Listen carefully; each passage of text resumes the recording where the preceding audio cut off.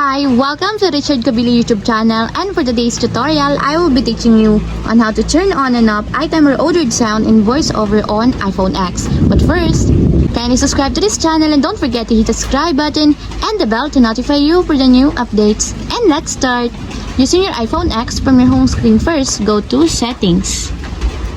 Then in the settings, scroll down and find the accessibility, then tap. Then on the accessibility, go to vision section and then tap the voiceover.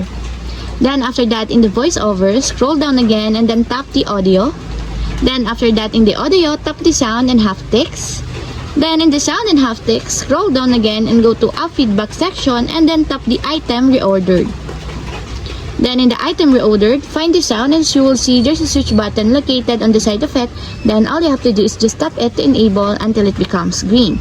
And if you want to disable or turn off, just tap again the switch button, just like this. And that's it, we have successfully turned on and off item reordered sound in voiceover on iPhone X. If you have a question, kindly comment down below, and don't forget to hit the subscribe button and the bell to notify you for the new updates.